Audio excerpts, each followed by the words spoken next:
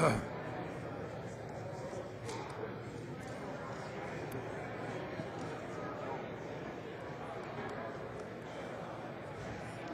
moved.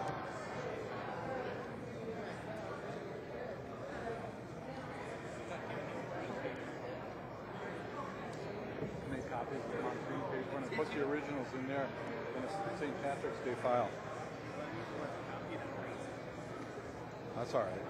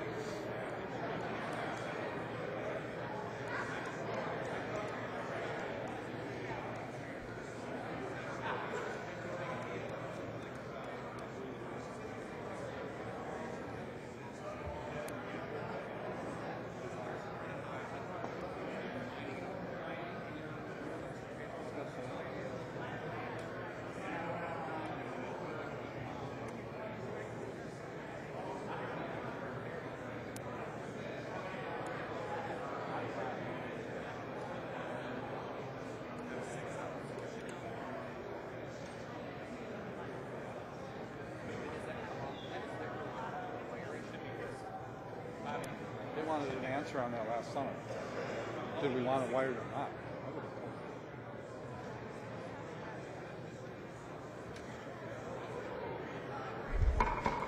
been- The clerk will close the roll.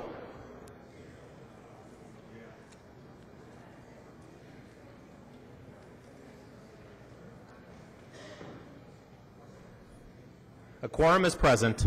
The clerk will read the journal of the preceding day. Journal of the House, 89th session, 24th day, St. Paul, Minnesota, Monday, March 9th, 2015. If there's no objection, further reading of the journal will be dispensed with, and the journal will be approved as corrected by the chief clerk. Hearing no objection, the journal is approved as corrected by the chief clerk. Reports of standing committees and divisions. A copy of this order of business has been placed on each member's desk. If there's no objection, the reports will be adopted. Hearing no objection, the reports are adopted. Second reading of House files.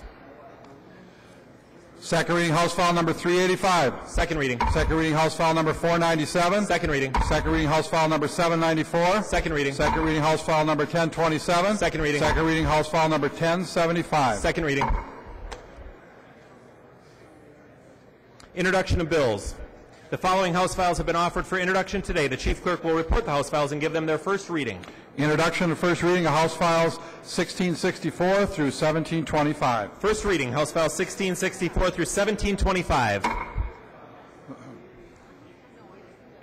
Report from the Committee on Rules and Legislative Administration. Report from the Committee on Rules and Legislative Administration. Pepin from the Committee on Rules and Legislative Administration, pursuant to Rules 1.21 and 3.33, designates the following bills to be placed on the calendar for the day for Thursday, March 12, 2015, and establishes a pre-filing requirement for amendments offered to the following bills. House File numbers 417 and 239.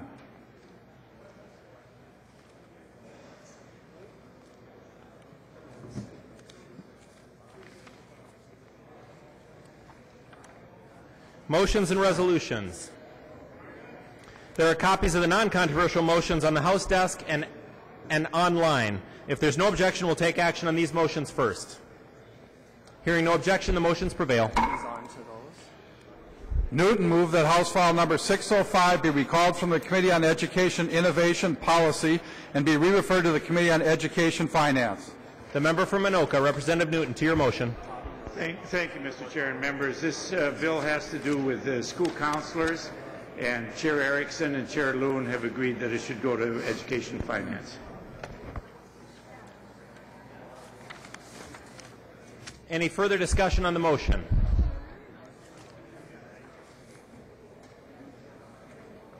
Any further discussion on the Newton motion? Seeing none, all those in favor signify by saying aye. Those opposed, no. Motion prevails.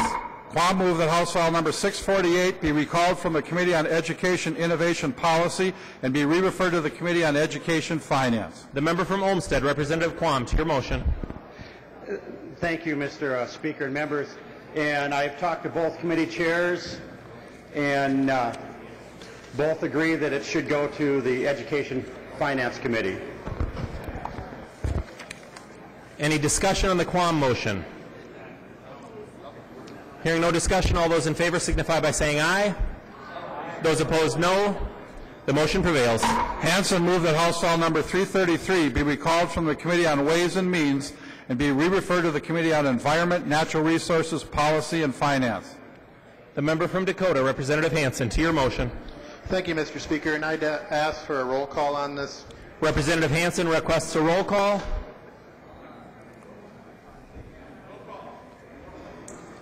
Seeing 15 hands, there will be a roll call. Representative Hansen. Thank you, Mr. Speaker. This bill, House File 333, is an act relating to air pollution. The Pollution Control Agency accounts are in the Environment Committee. Earlier in reports and standing committees, this was referred to Ways and Means. My motion is to recall it and move it to Environment and Natural Resources Policy and Finance. In addition to the account issue, and there is a fiscal note for this, drawing money over $900,000 from the Environmental Fund, this bill deals with climate change. Climate change is a purview of the Environment Committee. This bill needs to go to the Environment Committee, and I'm asking the body to do so. The member from Sherburne, Representative Newberger. Thank you, Mr. Speaker. I rise in opposition to this motion. This bill, House File 333, is a procedural type of bill that addresses how we are going to be dealing with a state implementation plan. Yes, it deals with energy. It deals with jobs, and we heard that bill already in committee.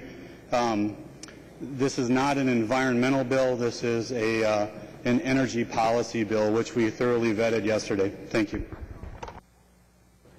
Any further discussion on the motion? The member from Dakota, Representative Hansen. Thank you, Mr. Speaker. Would Representative Newberger yield to a question? He will yield. Representative Hansen. Representative Newberger, what is the cost for the bill? Representative Newberger. Representative Hansen, thank you. That's a good question, and thank you, Mr. Speaker. The cost of the bill is in question at this time. The fiscal note that we got back was approximately $900,000. However, some of the cost of that bill is for expenses that the Pollution Control Agency is already. It's for things that they are already doing. It's like they're double dipping on this bill.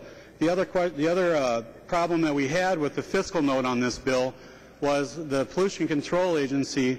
They were the source for the fiscal note, yet the Pollution Control Agency, they're the ones that testified in opposition to the bill.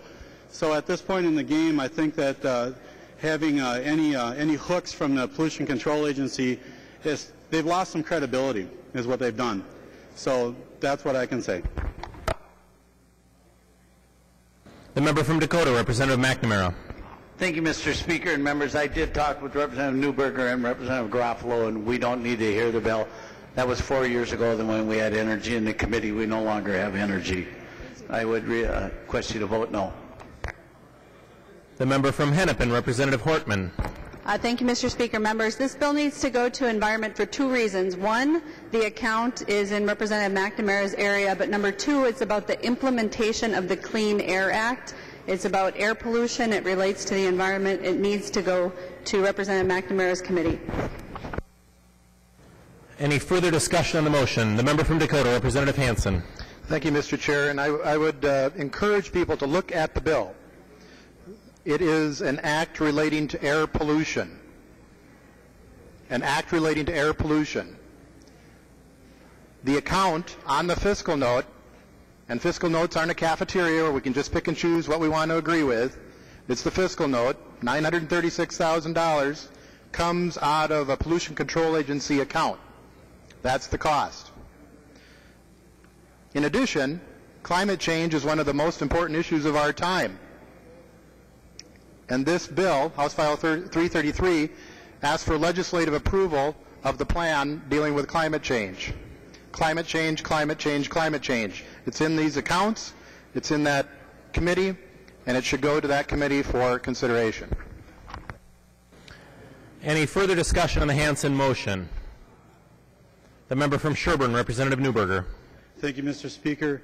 Again, this is an energy policy bill. This is not a pollution control bill. Members, please vote no on this motion. The member from Hennepin, Representative Winkler. Thank you, Mr. Speaker. Would Representative Newberger yield to a question?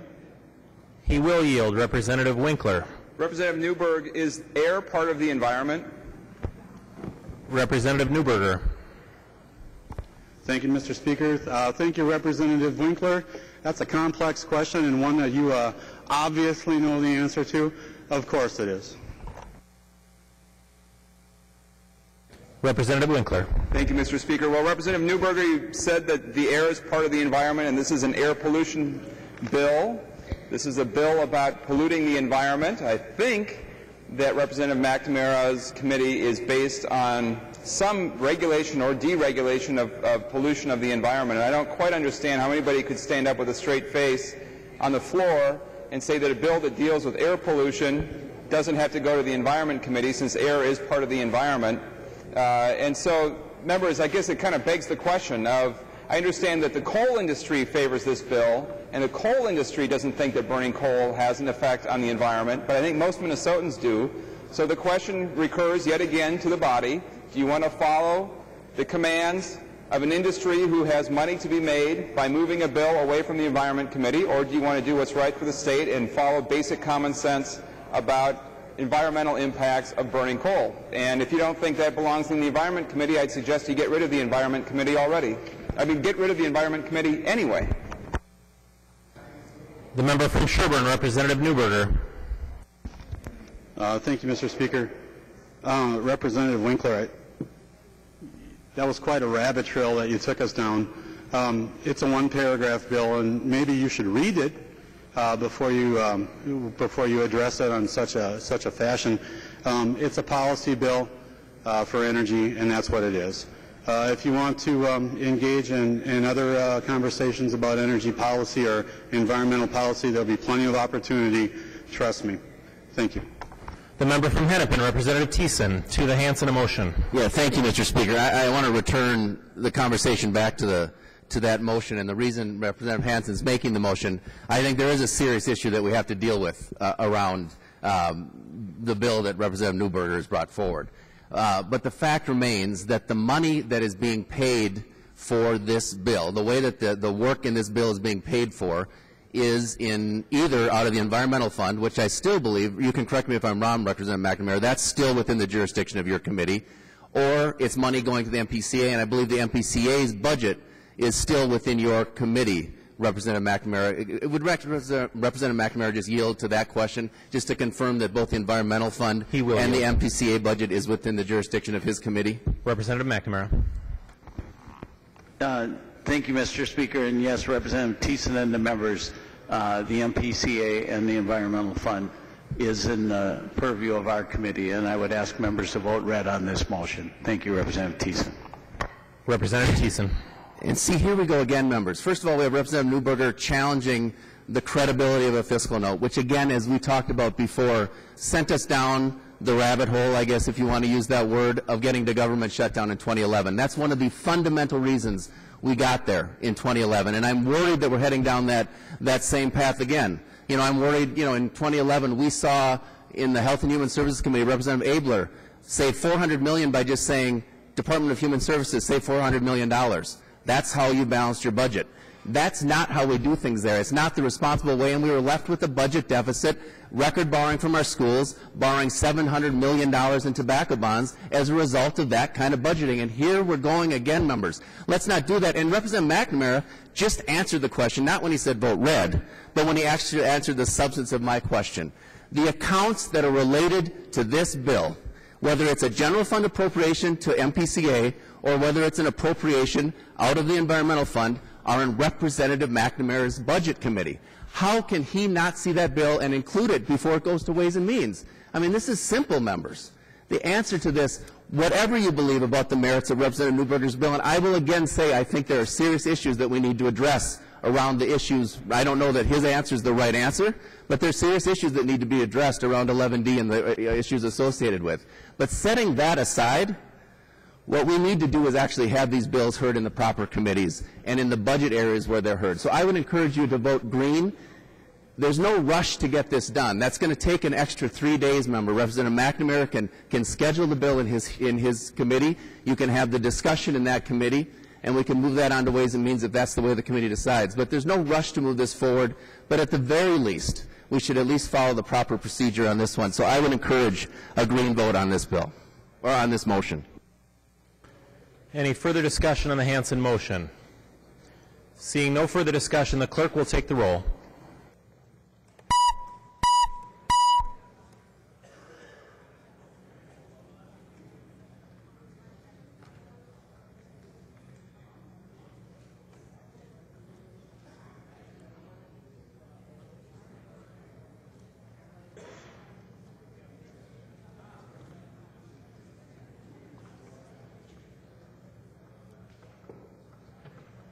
The clerk will close the roll.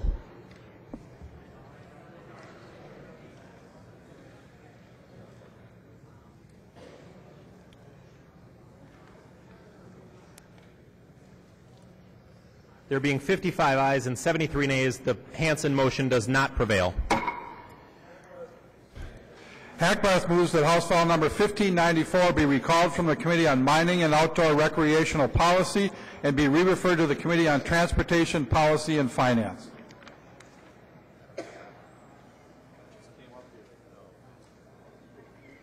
The member from Anoka, Representative Hackbarth, to your motion. Thank you, Mr. Speaker. I spoke to both chairs, and they agree that this bill should be in the Transportation Committee. It has to do with putting safety training identification on your driver's license.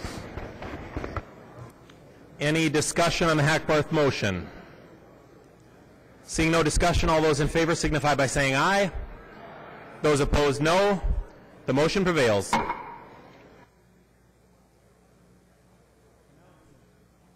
Announcements. The member from St. Louis, Representative Metza. Thank you, Mr. Speaker. I just wanted to thank all the members and staff who were able to attend the Ranger Party last night. It was a fun night, so thank you very much. We'll look forward to it in another few years here.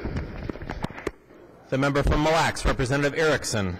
Thank you, Mr. Speaker, and the members of Education Innovation Policy. We will resume meeting in room 5 at 6 p.m. Thank you. The member from Hennepin, Representative Thiessen. Thank you, Mr. Speaker. I have a point of parliamentary inquiry. State your point of parliamentary inquiry. So we just received a report, members, from the Department of Revenue that tax rates are actually decreasing for 9 out of the 10 deciles. So 90% of Minnesotans, except for the very top 10%, between 2012 and 2017, their taxes, because of changes we made in the last legislative session, among other things, are actually going down in Minnesota. Their tax rates are going down for 9 of the 10.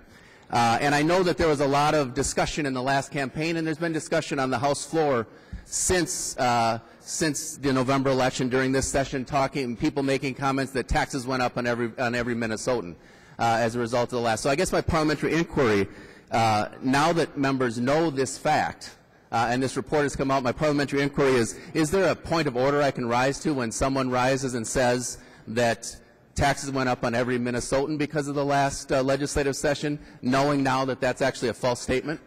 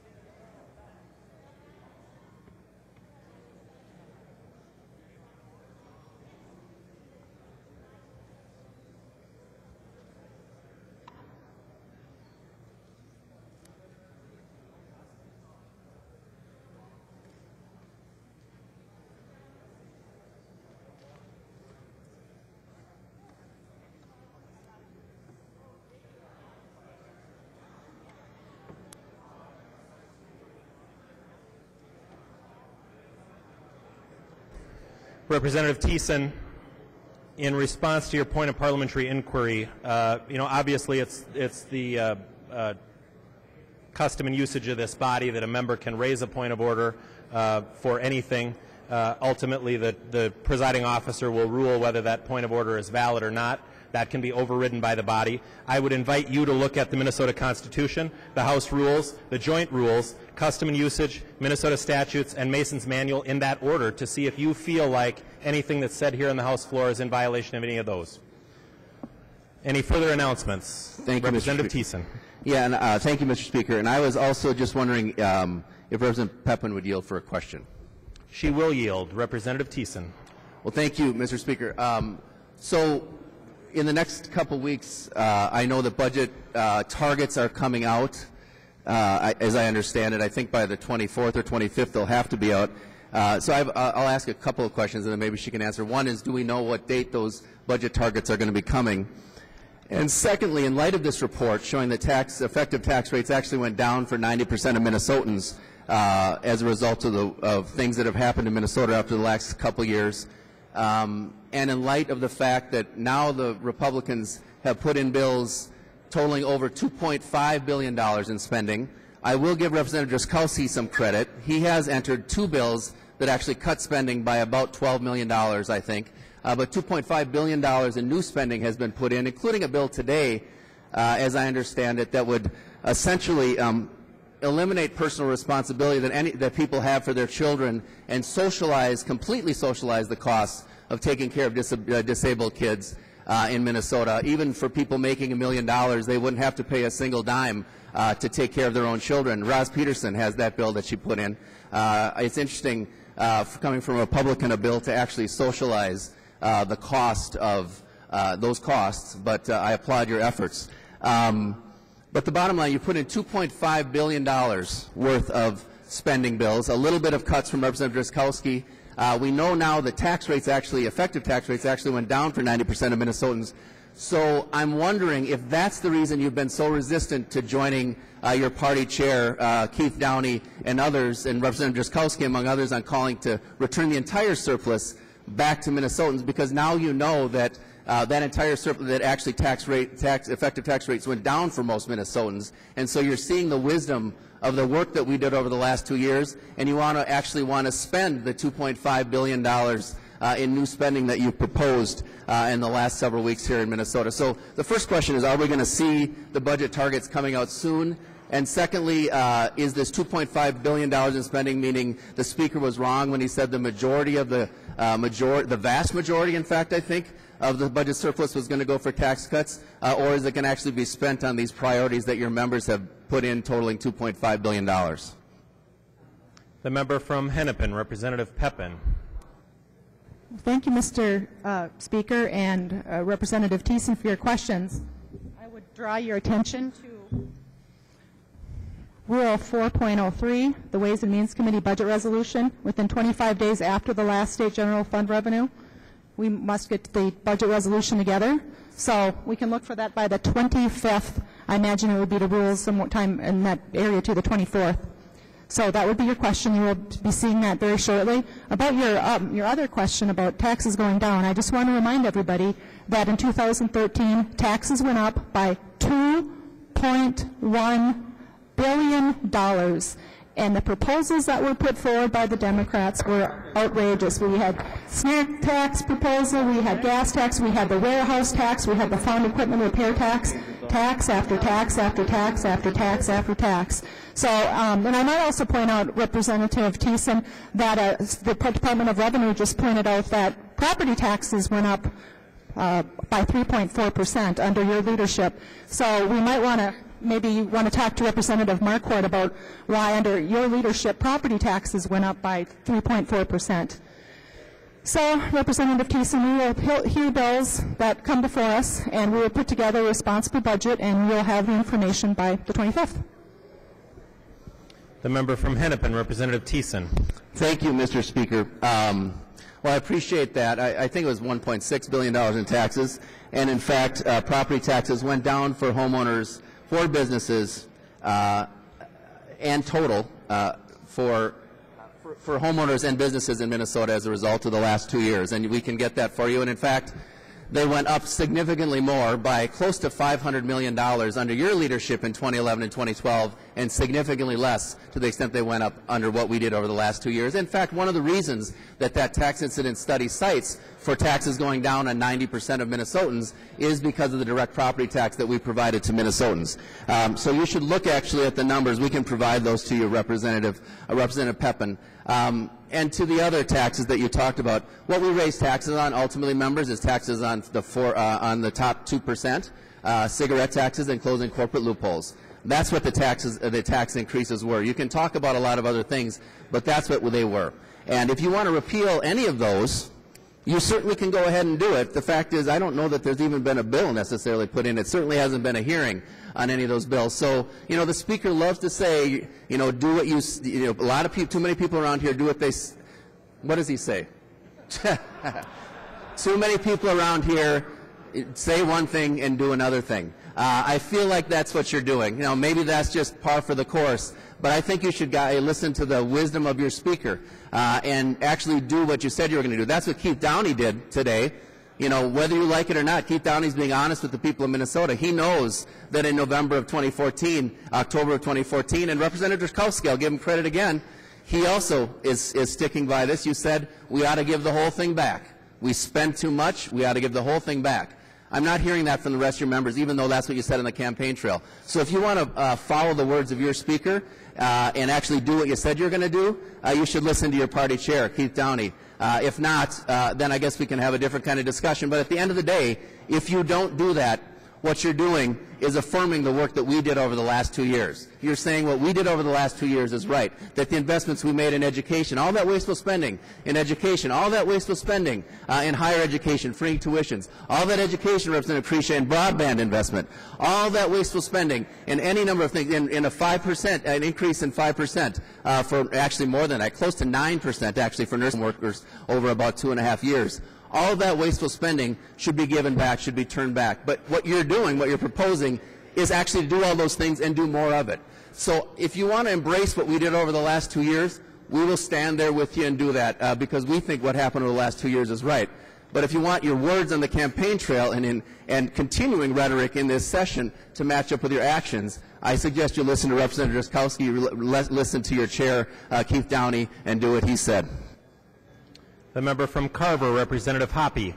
Thank you, Mr. Speaker. And I'm not sure if I'm rising to a point of parliamentary inquiry or a privilege of the House, and I'll let you or the presiding officer or the body decide. But I would remind the minority leader and all members on both sides of the aisle that every one of us deserves the same respect and should be addressed as Representative Thiessen or Representative Hoppe. And I find it a little bit troubling that we're going after Republican freshmen, as I would any freshman, and not addressing them with the title that they deserve. So I think it is something we just all need to be cautious of as we go forward. And again, Mr. Speaker, again, not rising to a point, maybe a privilege of the House, gentle reminder to the minority leader and to all of us. Thank you. Any further announcements or any announcements? The member from Dakota, Representative McNamara. Well, thank you, Mr. Speaker. We will now bring the House Environment, Natural Resources, Finance and Policy Committee back to order at 5:30. To the members here, we are hearing Representative Torkelson's House File 1534, or more commonly called Governor Dayton's buffer bill, is before the committee tonight. So I would encourage any people at our board looking for something to do, you can come and listen to us talk about buffers. The member from Hennepin, Representative Pepin. Mr. Speaker, I move that when the House adjourns today, it adjourns until 12:15 p.m. on Wednesday, March 11th, 2015. Representative Pepin moves that when the House adjourns today, it adjourns until 12:15 p.m. on Wednesday, March 11th, 2015. All those in favor say aye. Those opposed, no. The motion prevails. Representative Pepin. I move that the House do now adjourn. Representative Pepin moves that the House do now adjourn. All those in favor say aye. Those opposed, no. The motion prevails, and the House stands adjourned until 12:15 p.m. Wednesday, March 11th, 2015.